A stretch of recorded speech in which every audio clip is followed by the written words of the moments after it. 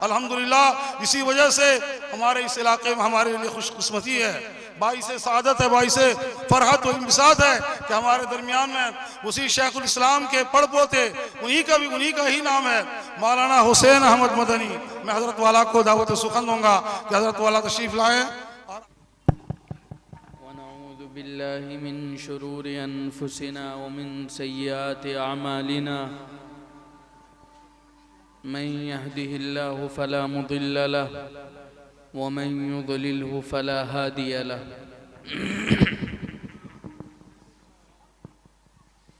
वनशहदु अन ला इलाहा इल्लल्लाहु वहदहु ला शरीक लहु वनशहदु अन्न सय्यिदना व मौलाना मुहम्मदन अब्दुहु व रसूलुहु सल्लल्लाहु तबारक व तआला अलैहि व अला आलिहि व अस्हाबिहि व बारक व सल्लम। अम्मा बाद,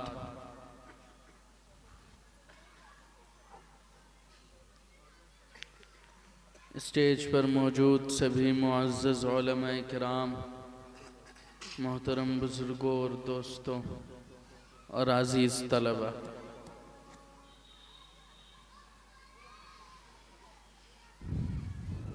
अल्लाह रब्बुल इज़्ज़त का बेहद फ़ज़ल व करम है, उसका एहसान है कि उसने हमें अपनी बेशुमार मखलूक़ात में से इंसान अशरफुल मखलूक़ात बनाया।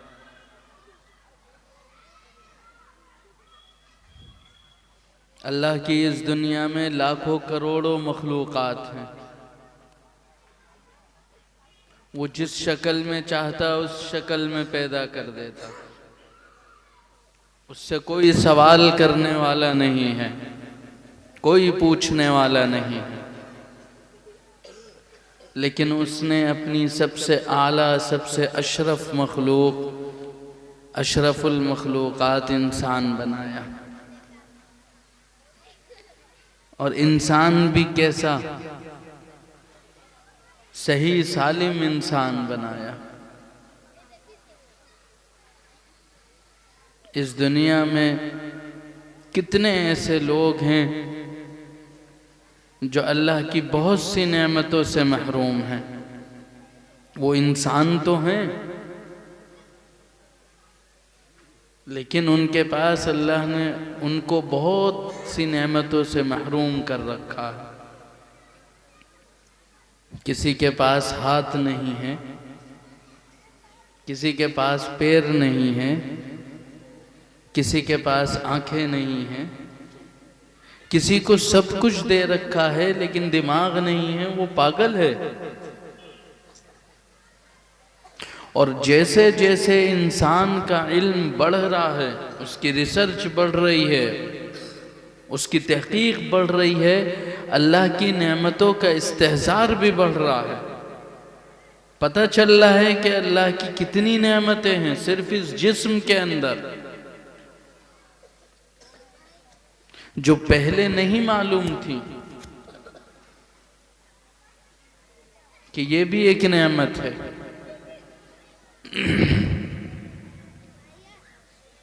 एक वाक़या लिखा है हज़रत पीर जुल्फ़िकार साहब नक्शबंदी दामत बरकातुहुम ने, कि एक साहब थे, वो एक दूसरे अपने दोस्त के यहाँ मेहमान हुए, तो उन्होंने उनके खाने पीने का रहने का इंतज़ाम किया, और रात में जो है उनको खिला पिला कर कमरे में छोड़ के चले गए। जब वो सुबह में फजर के वक्त आए तो देखा वो कुर्सी पर बैठे हैं और उस पे सो रहे हैं। तो उन्होंने उनको उठाया और कहा नमाज के लिए चलें। खैर वो उठे, तैयार हुए और नमाज के लिए चले गए। नमाज के बाद उन्होंने पूछा कि आप कुर्सी पर सो रहे थे? उन्हें तसव्वुर हुआ कि शायद ये पहले उठ गए होंगे और तहज्जुद वगैरह पढ़ के फिर कुर्सी पे बैठे बैठे सो गए। तो उन्होंने बताया कि मैं तो एक ज़माना हो गया कि मैं बिस्तर पर नहीं लेट सकता, मैं कुर्सी पर ही सोता हूं। कि भाई क्यों? कहने लगे कि यहाँ गले में एक छोटा सा गोश्त का टुकड़ा होता है, इंसान जब कुछ खाता है तो वो खा लेता है, जब खाता है तो वो खुलता है और खाना नस के जरिए से, नली के जरिए से अंदर चला जाता है और फिर वो बंद कर देता है। इसी वजह से हम खा के फौरन लेटते हैं तो पेट में से खाना पानी वापस नहीं आता, क्योंकि वो ऊपर से बंद कर देता है ढक्कन की तरह से, उनका वो खराब हो गया था। तो वो लेटने की नेमत से महरूम थे, वो बैठ के सोते थे। आज तक हम लोग सोने को नेमत मानते थे कि सो गए तो अल्लाह की नेमत है सोना। मालदारों को कई कई गोलियां खा के भी नींद नहीं आती है। तो सिर्फ सोना नेमत नहीं है, इसके साथ छेड़छाड़ ना करें बार बार। कौन है माइक वाले? एक दफा सेट कर दें, बस छोड़ दें उसे। तो सिर्फ सोना नेमत नहीं है, बल्कि लेट कर सोना भी नेमत है। वो जिससे चाहे छीन लेगा। तो अल्लाह ने हमें बेशुमार नेमतें अता कर रखी, इतनी हैं कि हम गिन नहीं सकते।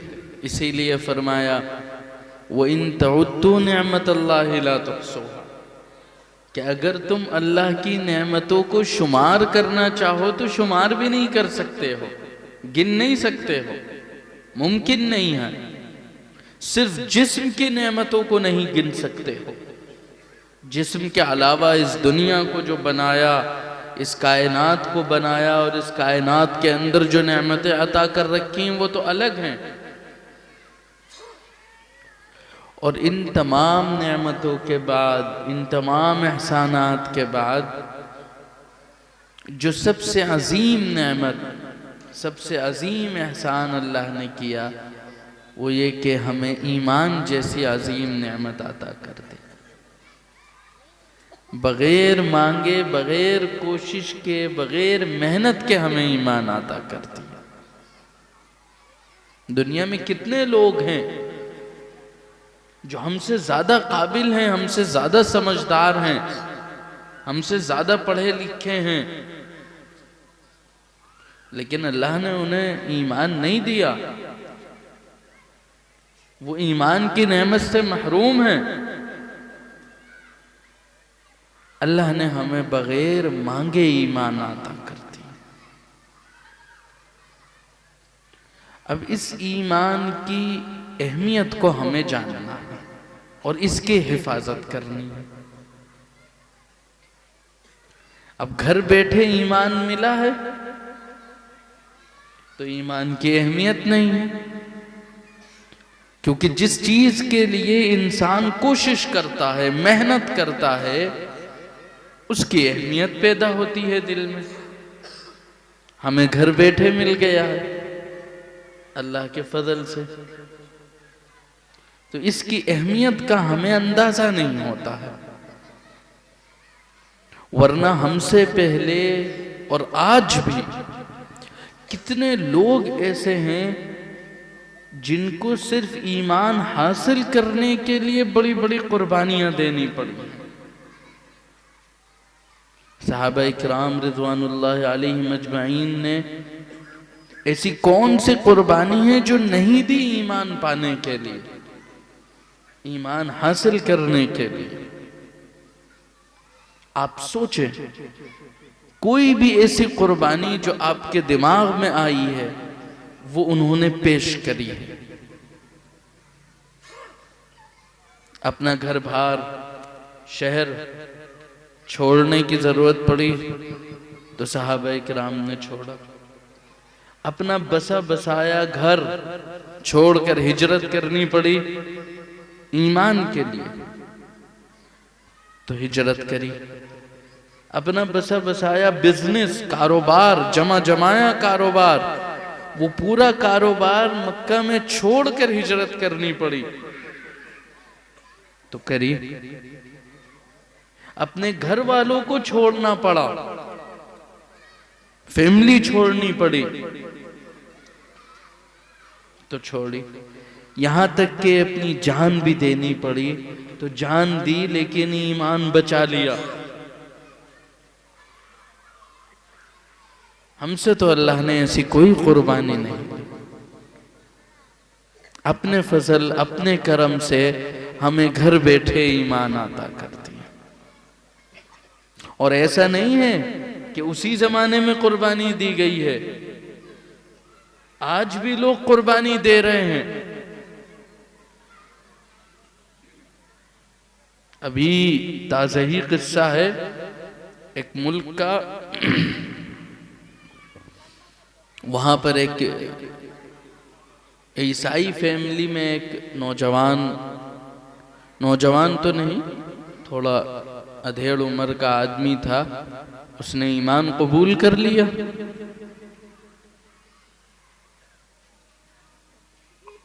फैमिली को पता चला, शुरू में तो उसने छुपा लिया। 1 साल 1.5 साल उसका ऐसे ही गुजरा कि वो छुपाए रहा इस बात को। उसके बाद फैमिली को पता चल गया, फैमिली ने हंगामा किया कि वापस आओ। वो राजी नहीं हुआ इस बात पर, तो फैमिली ने छोड़ने का फैसला किया। बीवी बच्चों ने छोड़ दिया, उसको घर से निकाल दिया। वो शहर छोड़कर दूसरा शहर चला गया और वहां जाके उसने अपना दूसरा काम शुरू किया।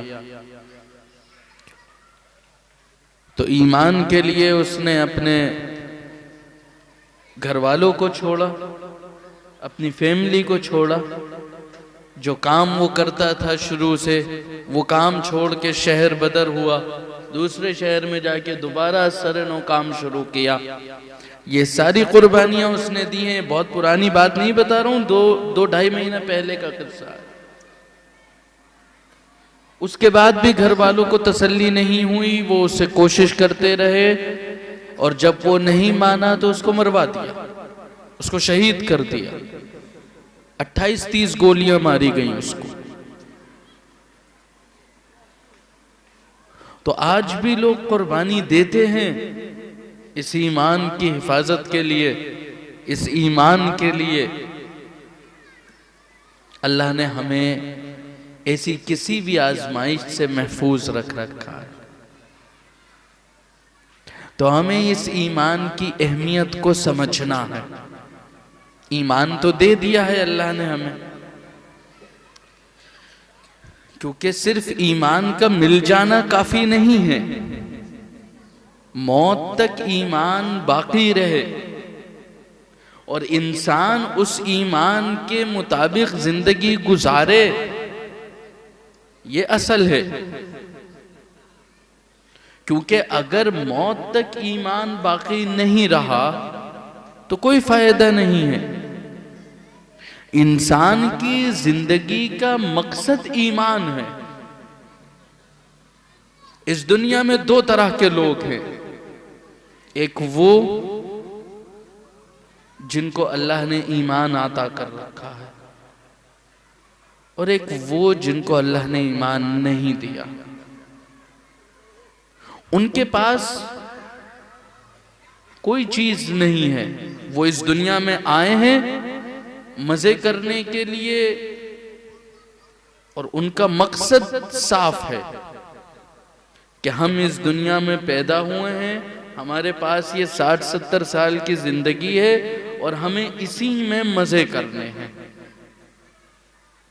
और दूसरे वो लोग हैं जिन्हें अल्लाह ने ईमान दिया, किताब दी, रसूल दी, सारी चीजें दी। उनको उनकी जिंदगी का मकसद बता के भेजा गया है कि तुम्हारी जिंदगी का मकसद मजे करना नहीं है। तुम इसलिए नहीं पैदा किए गए हो कि ये 60-70 साल की उम्र जैसे चाहो गुजारो और आ जाओ, खत्म। तुम्हें एक मकसद के लिए पैदा किया गया है। वो मकसद क्या है? अल्लाह की इबादत है, उसकी मर्जियात पर चलना है, यही इंसान की जिंदगी का मकसद है। इसी को फरमाया अद्दुनिया खुलिकत लकुम, कि इस दुनिया की पैदाइश का मकसद वो तुम हो। दुनिया में जो कुछ है, चाहे वो जानदार हो या गैर जानदार, सब इंसान की खिदमत के लिए बनाए गए हैं, इंसान के लिए बनाया गया है। लेकिन इंसान को किसके लिए बनाया गया है? दुनिया के लिए। तो आगे फरमाते हैं व इन्नकुम खुलिक़्तुम लिल आखिरा, तुम्हारी पैदाइश का मकसद आखिरत है, तुम्हें आखिरत के लिए पैदा किया गया है, तुम्हें अल्लाह की इबादत के लिए पैदा किया गया है, अल्लाह की बंदगी के लिए पैदा किया गया। इसीलिए अल्लाह ने अपने रसूल को भेजा, अंबिया को भेजा, और आखिर में हमारे और आपके सरदार आखिरी नबी जनाब मोहम्मद रसूलुल्लाह सल्लल्लाहु अलैहि वसल्लम को भेजा, नमूना बनाकर भेजा, ये बताने के लिए कि इनकी जैसी जिंदगी गुजारनी है, इनकी जैसी जिंदगी गुजार लेंगे तो कामयाब हो जाएंगे। इसीलिए फरमाया लक़द कान लकुम फ़ी रसूलिल्लाहि उस्वतुन हसना, कि वो नमूना है हमारे लिए। किसी भी चीज का नमूना बनाया जाता है कि कोई चीज उस जैसी होगी तो वो कामयाब हो जाएगी, और उस जैसी नहीं होगी तो नहीं होगी, नाकाम हो जाएगी। तो वो नमूना बनाकर भेजे गए। लेकिन अफसोस है कि आज हमारी जिंदगी में और गैर ईमान वाली की जिंदगी में कोई फर्क नहीं रह गया है। जैसे वो दुनिया के लिए जी रहे हैं, हमारा मकसद भी दुनिया बन गई है, हम भी दुनिया ही के लिए जी रहे हैं। दाढ़ी टोपी या नाम या कुर्ता पजामा, ये जो अलामतें हैं, इन अलामतों को अगर अलग कर दिया जाए तो हम में और उनमें क्या फर्क है? कोई फर्क है? पता चलता है? क्यों? जबकि इस्लाम जो फैला है वो ताकत के जोर पर नहीं फैला, वो तो किरदार के जोर पर फैला। उन्होंने अपना किरदार पेश किया। जो लोग यहाँ आए थे उन्होंने भी अपना किरदार पेश किया। उनके किरदार को देखकर हमारे आबा व अजदाद मुसलमान हुए हैं। हम अरब में थोड़ी बैठे हुए हैं, हम तो हिंदुस्तान में हैं। हमारे आबा व अजदाद किसी न किसी पीढ़ी में जाके तो काफिर थे, किसी को देखकर मुसलमान हुए, किसी के हाथ पर मुसलमान हुए। क्यों हुए? उनका किरदार देखा, उनके आमाल देखे तो मुसलमान हो गए। आज हमारा किरदार है ऐसा? मुसलमान होना तो बहुत दूर की चीज है कि कोई हमारे साथ हमदर्दी भी रख ले।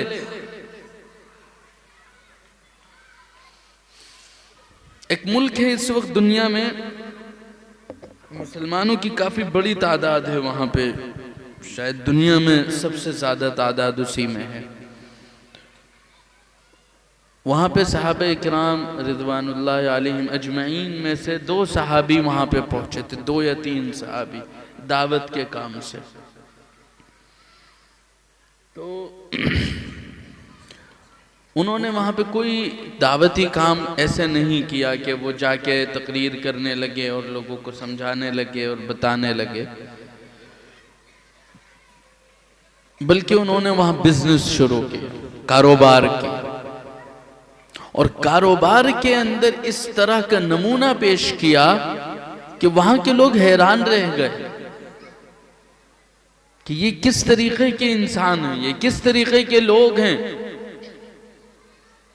वो ईमानदारी के साथ कारोबार करते थे, अगर एक चीज बेच रहे हैं और उस चीज के अंदर नक्स है, उस चीज के अंदर कमी है, तो वो उसको बताकर बेचेंगे, झूठ नहीं बोलेंगे। उन्होंने तिजारत करी इस्लामी उसूलों के मुताबिक और साथ में आमाल करे। नमाज का टाइम होता था तो दुकान बंद करके चले जाते थे नमाज पढ़ने के लिए। लोगों ने पूछना शुरू किया, आखिर आप हैं कौन और बीच बीच में ये दुकान बंद क्यों करते हैं? तो उन्होंने खुद बताया कि हम मुसलमान हैं, हम अल्लाह को मानते हैं, अल्लाह के रसूल को मानते हैं और ये चीज़ें हैं। तो यहाँ से उनके हाथ पर वो लोग ईमान लाना शुरू हुए और आज वो पूरा मुल्क मुसलमान है, कोई गैर मुस्लिम नहीं है वहाँ पे। तो मुसलमानों ने अपना किरदार पेश किया था, अपना किरदार उनका ऐसा था। आज हमारा किरदार कैसा है, हमारी जिंदगी कैसी है? हमारी जिंदगी इस्लामी जिंदगी के मुताबिक है, ईमान के मुताबिक है या सिर्फ ज़बानी है? इसी को कुरान में कहा, या अय्युहल्लज़ीना आमनू आमिनू बिल्लाहि व रसूल, ए ईमान वालो अल्लाह और उसके रसूल पर ईमान ले आओ। मुखातब ईमान वाली हैं और दोबारा उनसे कहा जा रहा है कि तुम दोबारा ईमान लेकर आओ। तो मुफस्सिरीन ने लिखा है कि इसका मतलब है कि तस्दीकुम बिल क़ल्ब, इक़रारुम बिल लिसान व तस्दीकुम बिल क़ल्ब, कि ज़बान से तो इकरार कर रखा है, दिल से भी तस्दीक करो। और दिल से तस्दीक कैसे पता चलेगा? कि आपके आमाल ऐसे होने चाहिए जिससे पता चले कि नहीं ये ईमान वाला है।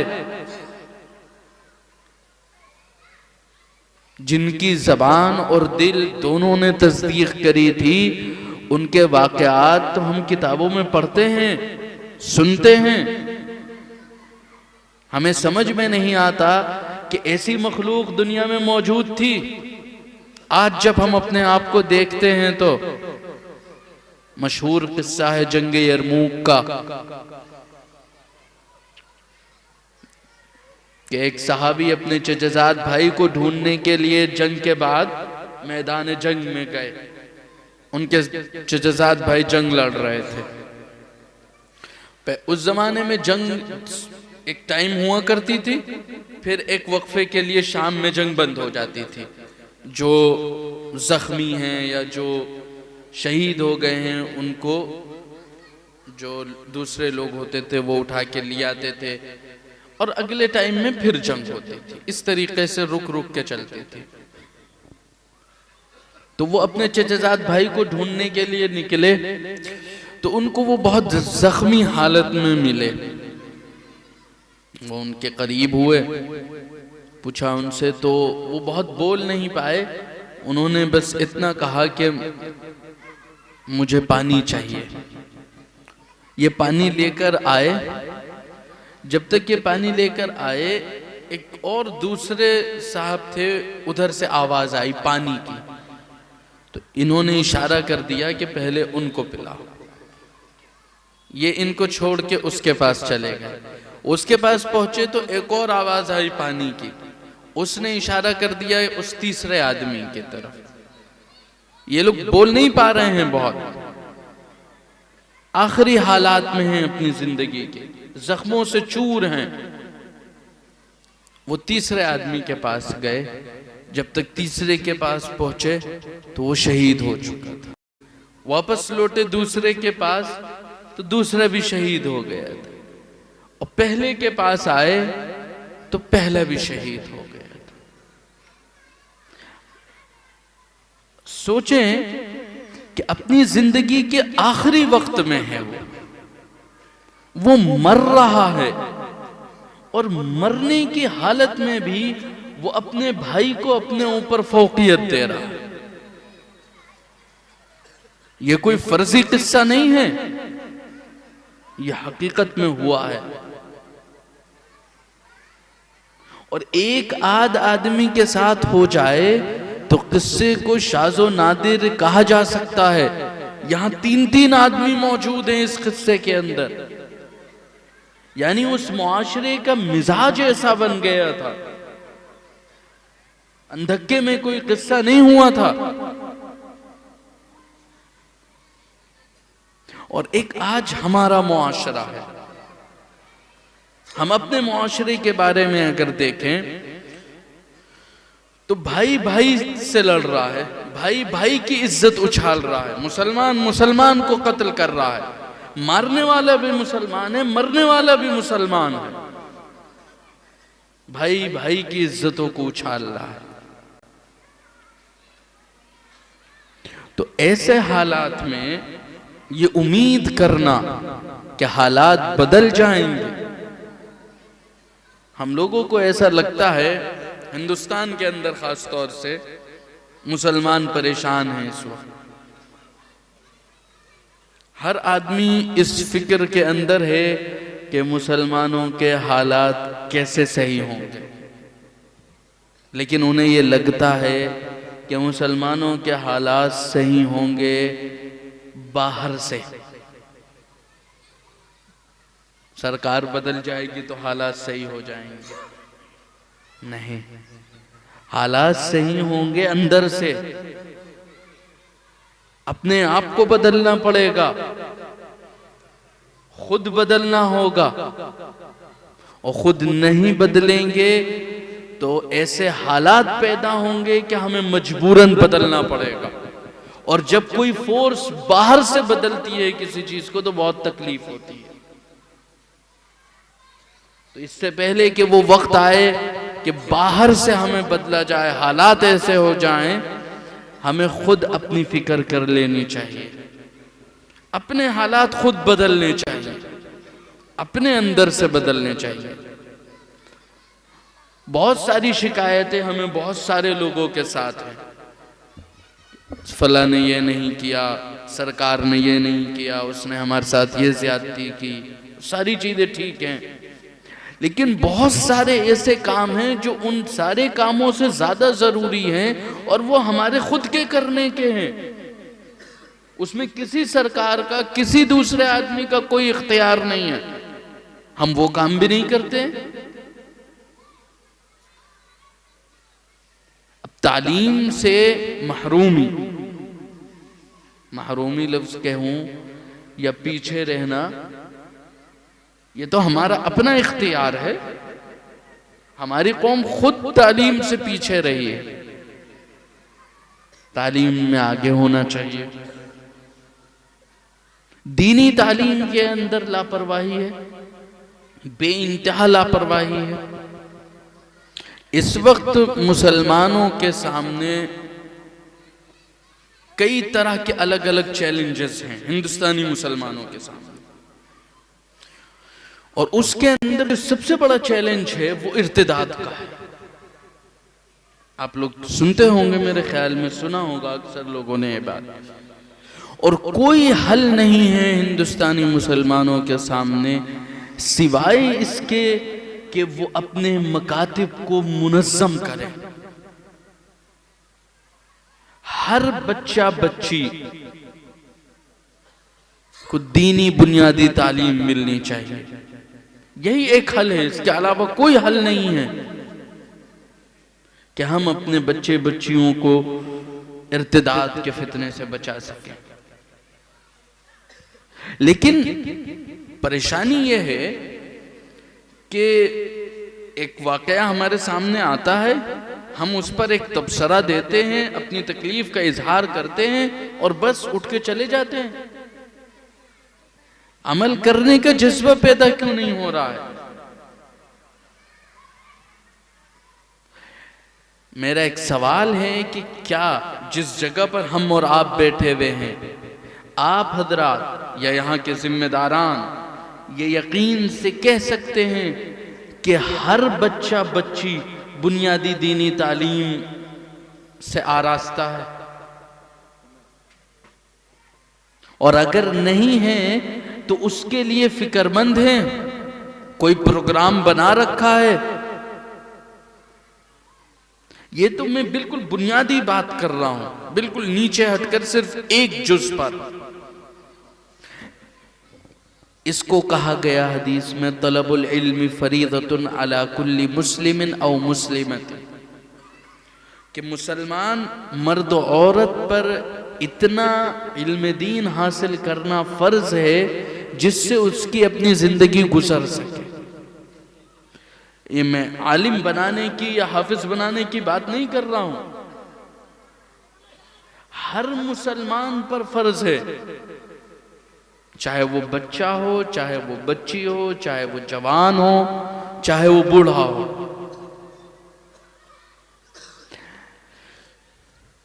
तो सबसे बड़ा मसला जो हमारे सामने है वो है इर्तिदाद का, और उसके लिए हमारे सामने जो हल है वो है कि हम अपने इलाकों के अंदर मकातिब के निज़ाम को मुनज़्ज़म करें, इस तरीके से मुनज़्ज़म करें कि टारगेट सेट करें, हर मस्जिद अपनी जिम्मेदारी कबूल करे, अपनी जिम्मेदारी ले कि ये इलाका है, इस इलाके में ये मस्जिद है, तो इस इलाके के हर बच्ची को बुनियादी दीनी तालीम पहुंचाना या उसको लाना, उसके लिए इंतजाम करना हमारी जिम्मेदारी है। वो वक्त चला गया जब हम बैठकर इंतजार करें कि कोई आएगा हमारे पास तो हम दे देंगे। अब वो वक्त आ चुका है कि हमें खुद उनके घरों पे जाना पड़ेगा और उनको समझाना पड़ेगा, क्योंकि अगर हमने नहीं समझाया तो बातिल तो पूरी ताकत के साथ उनके पीछे लगा हुआ है, चाहे वो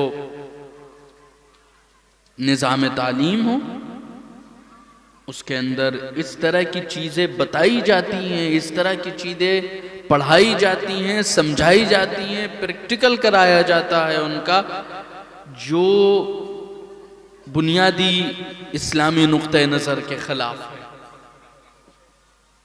उनको ये बताया जाता है कि इंसान तो बंदर से पैदा हुआ है, और इस तरह की बहुत सारी चीज़ें हैं, इस पे और भी अलग अलग चीज़ें हैं, दुनिया की पैदाइश का तरीक़ा और दुनिया कैसे पैदा हुई, ये सारी चीज़ें उन्हें पढ़ाई जा रही हैं, बताई जा रही हैं। अगर हमने उनको बुनियादी दीनी तालीम नहीं दी तो उन्हें, वो बच्चों के अंदर वही सवाल पैदा होता है, उस सवाल का जवाब नहीं मिलता, तो आहिस्ता आहिस्ता वो ज़हनी इर्तिदाद के अंदर जाता है।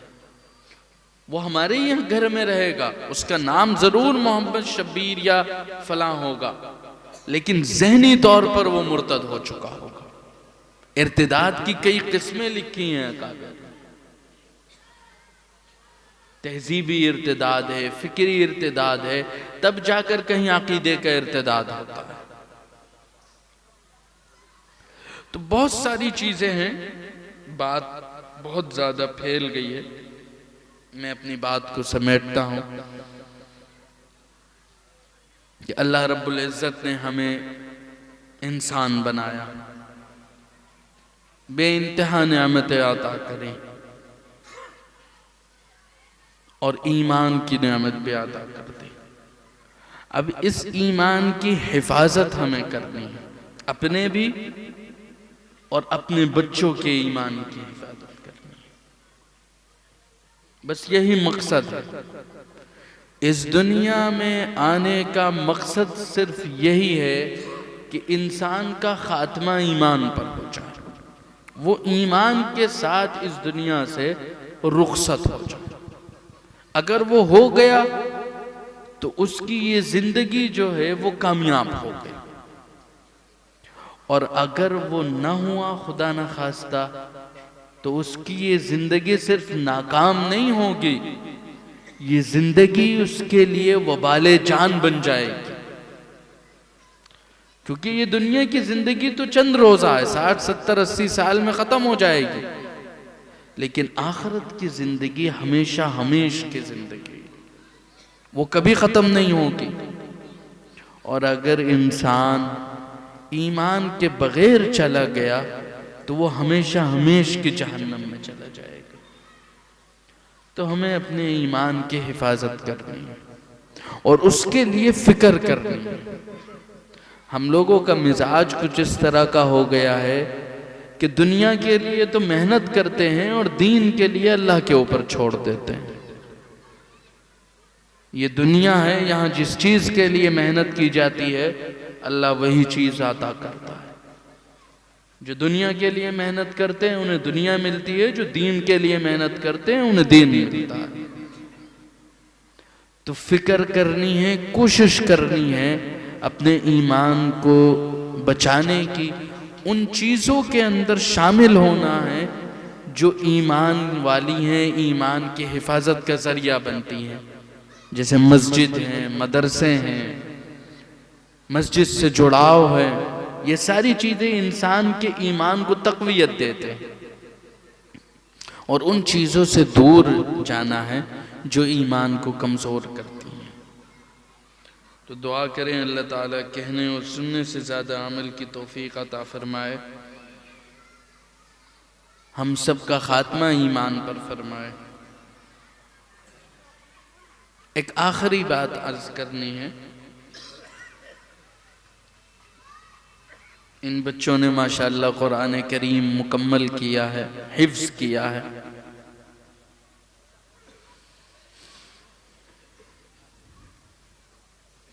अल्लाह ताला कुरान में फरमाता है इन्ना नहनु नज़्ज़लना ज़िक्रा व इन्ना लहू लहाफ़िज़ून, कि हमने कुरान करीम नाजिल किया है और हम ही इसकी हिफाजत करने वाले हैं।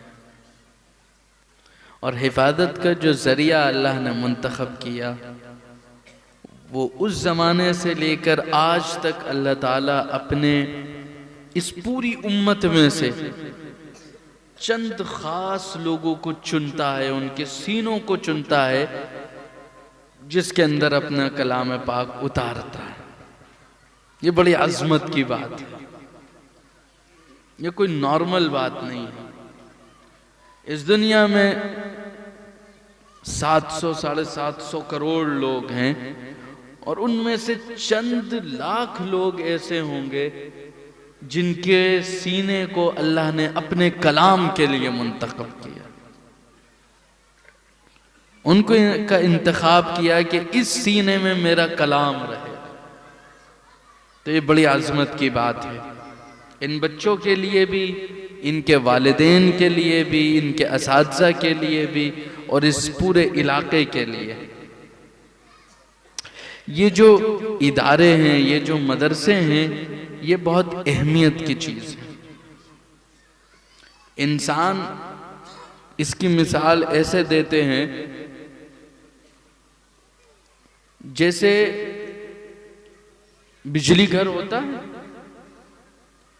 कि आदमियों के घरों में लाइट पहुंच रही है, यहाँ पे भी ये लाइट लगी हुई है, जल रही है, रोशनी है, लेकिन इसमें ये लाइट का इतना बड़ा कमाल नहीं है। असल जो इसमें बिजली पीछे से आ रही है वो है असल, और वो असल है बिजली घर में। और उससे भी पीछे अगर जाएं तो जहां बिजली बन रही है। तो किसी भी इलाके में जो दीनी माहौल, जो दीनी चीज़ें, जो दीनी चहल पहल होती है, वो बज़ाहिर कुछ भी दिखें, ये इदारे ही उसके लिए बिजली घर का काम करते हैं, इसीलिए वो सारी चीज़ें दिखती हैं। तो इन इदारों की हिफाजत और इनकी ज़रूरियात को मुकम्मल करने की फ़िक्र करना हम सब की जिम्मेदारी है, ताकि शहर के अंदर, इलाके के अंदर वो जो दीन की सारी कोशिशें हो रही हैं, चल रही हैं, वो चलती रहें। दुआ करें अल्लाह ताला हम सबको कहने और सुनने से ज़्यादा अमल की तौफीक अता फरमाए। आमीन। व आखिर दावाना अल्हम्दुलिल्लाहि रब्बिल आलमीन।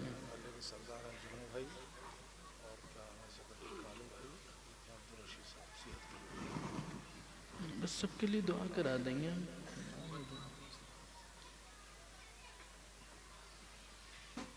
दुआ करने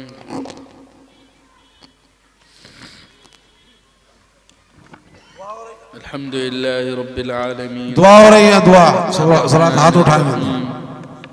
मालिक यौमिद्दीन वस्सलातु वस्सलामु अला सय्यिदिल अंबिया वल मुरसलीन व अला आलिहि व अस्हाबिहि अजमाइन। या अरहमर राहिमीन, या अकरमल अकरमीन, या दल जलाली वल इकराम, या दल कुव्वतिल मतीन, या राहिमल मसाकीन, या रहमर राहिमीन, हमारे हाल पर रहम फरमा दे। या अकरमल अकरमीन, हमारे साथ करम का, आफ़ियत का मामला फरमा दे। ए अल्लाह, हमारे इस जमा होने को कबूल फरमा ले। ए अल्लाह, हमारे गुनाहों को, हमारे सय्यात को हसनात से मुबद्दल फरमा दे। ए अल्लाह, हम सबको सुन्नतों वाली ज़िंदगी नसीब फरमा। ए अल्लाह, हम सबको सुन्नतों वाली ज़िंदगी नसीब फरमा। ए अल्लाह, हम सबका ख़ात्मा ईमान पर फरमा। ए अल्लाह, हम सबका ख़ात्मा ईमान पर फरमा। ए अल्लाह, हम में जो बीमार हैं उनको शिफाए कामिला आजिला नसीब फरमा। जम्मू भाई को भी सेहत व आफ़ियत अता फरमा। जो बेरोज़गार हैं उनको हलाल बाबरकत रोज़ी अता फरमा। जो बे औलाद हैं उनको नेक साले औलाद अता फरमा। ए अल्लाह, हम सब लोगों में जो बीमार हैं उनको शिफाए कामिला आजिला नसीब फरमा। ए अल्लाह, जिन लोगों ने दुआओं के लिए कहा है या कहना चाहते थे नहीं कह सके, उन तमाम की जायज़ तमन्नाओं को पूरा फरमा। ए अल्लाह, हम सब की जायज़ तमन्नाओं को पूरा फरमा। ए अल्लाह, इस इदारे को कबूल फरमा ले, इसकी परेशानियों को दूर फरमा दे, तंगियों को दूर फरमा दे, इस पूरे इलाक़े के लिए कबूल फरमा ले। ए अल्लाह, इस इदारे के जो ज़िम्मेदारान हैं, मुआविनीन हैं, मुदर्रिसीन हैं, तलबा हैं, सब की जायज़ तमन्नाओं को पूरा फरमा, उनकी परेशानियों को दूर फरमा। ए अल्लाह, जो मांगा है वो भी अता कर दे, जो मांगने से रह गया हो और हमारे लिए बेहतर हो वो भी अता कर दे। ए अल्लाह, हमारी इन टूटी फूटी दुआओं को अपने प्यारे हबीब जनाब मोहम्मद रसूलुल्लाह सल्लल्लाहु अलैहि वसल्लम के सदक़े तुफ़ैल में कबूल फरमा ले। सुब्हान रब्बिका रब्बिल इज़्ज़ति अम्मा यसिफ़ून व सलामुन अलल मुरसलीन वल्हम्दुलिल्लाहि रब्बिल आलमीन।